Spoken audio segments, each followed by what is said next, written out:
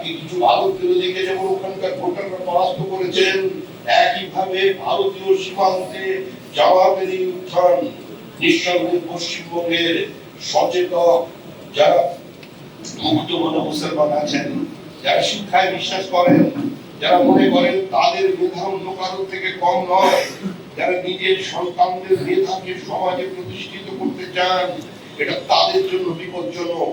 এটা পশ্চিমবঙ্গের সুস্থ শিক্ষিত মুক্তমনা মুসলমানদের জন্য বিপজ্জনক এবং সামগ্রিকভাবে বৃহত্তর জনসমাজ হিন্দু খ্রিস্টান বৌদ্ধের জন্য সেটা বিপজ্জনক।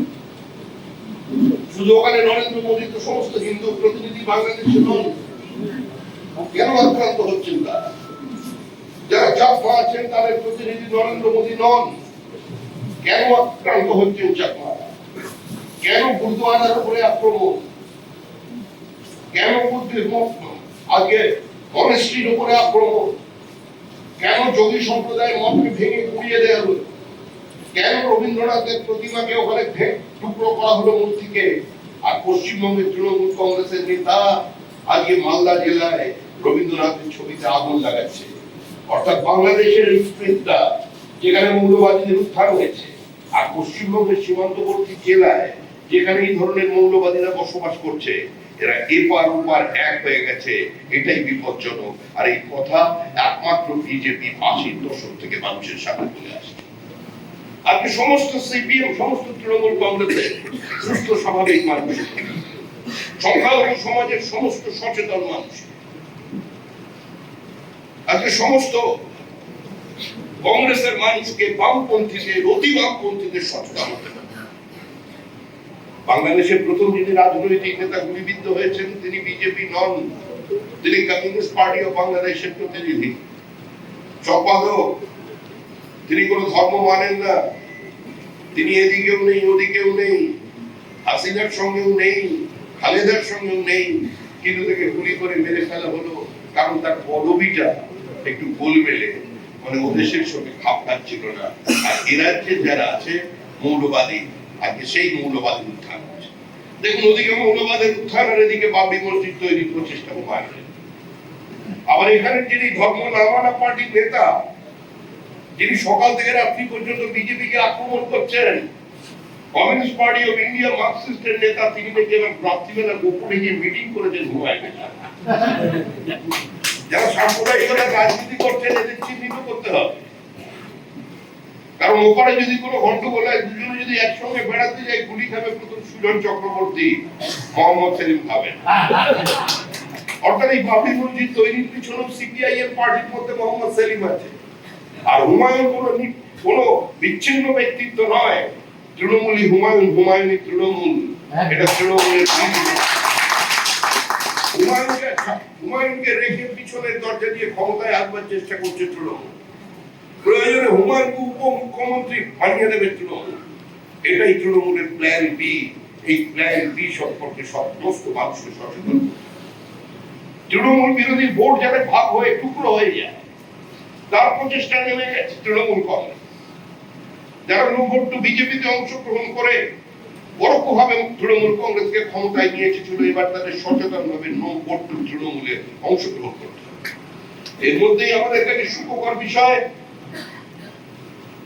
যেটা আমাদের প্রস্তাবিত নয়, আমাদের উদ্যোগে নয়, দক্ষিণ কলকাতার বেশ কিছু সচেতন মানুষজন, বেশ কিছু তরুণ-তরুণী, তারা no vote to Trinamool programme শুরু করে দিয়েছে।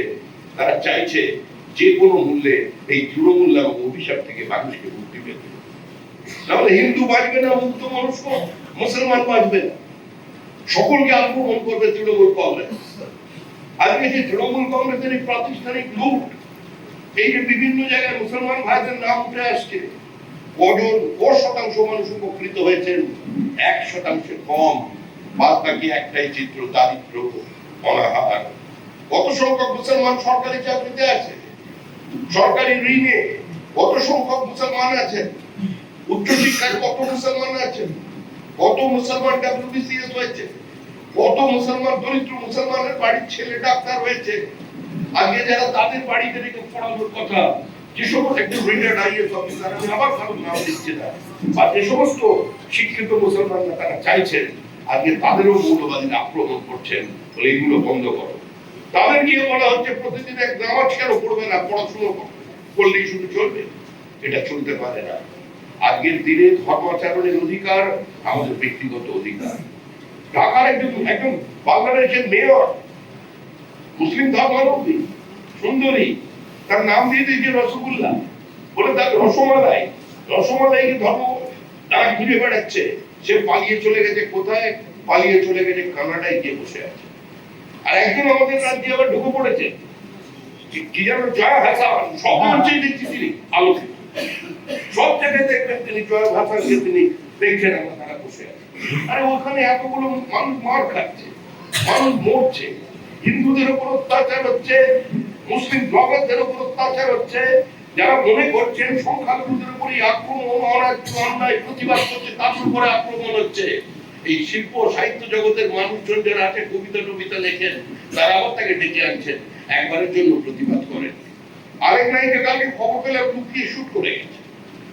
আরেক নায়িকা মাঝখানে এসেছিলেন বাংলাদেশের শান্তিনিকেতনের দোল উৎসবে গেছেন, যখন গায়ের রং বিভিন্ন জায়গায় আবির লেগে গেছে, বলে ভাই আমার ছবি তুলিস, আমার ছবি তুলে কি হবে, বলে বাংলাদেশে মেরে ফেলবে। বাংলাদেশের ক্রিকেটার এখানে দুর্গা পুজো উদ্বোধন করলো, বাংলাদেশে ফিরে গিয়ে ক্ষমা চাইলো। এটা সভ্য জগতে আধুনিক সমাজে হতে পারে না। আর এগুলো তৈরি করছে তৃণমূল কংগ্রেসের তৈরি করা বর্তমানের যে সমাজ, আজকে একটা খোলা বাজার যেভাবে তৈরি হয়ে গেছে, তারাই তৈরি করেছে। এই ধর্মান্ধতার বিরুদ্ধে, এই মৌলবাদের বিরুদ্ধে, এই মানব সভ্যতার চরম শত্রু, ক্যান্সার টু হিউম্যান সিভিলাইজেশন, যারা আজকে তার বিরুদ্ধে সবাইকে লড়তে হবে। এই লড়াই কোন হিন্দু মুসলমান পৃথক লড়াই নয়, এই লড়াই পশ্চিমবঙ্গবাসী মুক্তির লড়াই। পশ্চিমবঙ্গের তৃণমূল নামক যে গভীর অসুখ আজকে সমাজের বুকের উপর চেপে বসেছে, তার থেকে মুক্তি পাওয়ার লড়াই। ভাইরাসের তো কোনো ওষুধ হয় না, এই তো ভাইরাসের মধ্যে ঢুকে পড়েছে চারিদিকে। ভাইরাসের ওষুধ একটাই হচ্ছে ওই সিম্পটোম্যাটিক ট্রিটমেন্ট, যেখানে যেটা প্রয়োজন সেখানে সেটা করে দেওয়া, আর যেখানে যেটা দরকার সেখানে সেটা পৌঁছে দেওয়া। সেই কাজগুলো আপনারা করবেন। আমাদের ভিডিও ভালো লাগলে লাইক এবং শেয়ার করুন। কমেন্ট সেকশনে গিয়ে জানান আপনাদের মতামত। আরও ভিডিও পেতে আমাদের চ্যানেল সাবস্ক্রাইব করুন এবং প্রতি মুহূর্তে খবরের আপডেট পেতে প্রেস করুন বেল আইকন।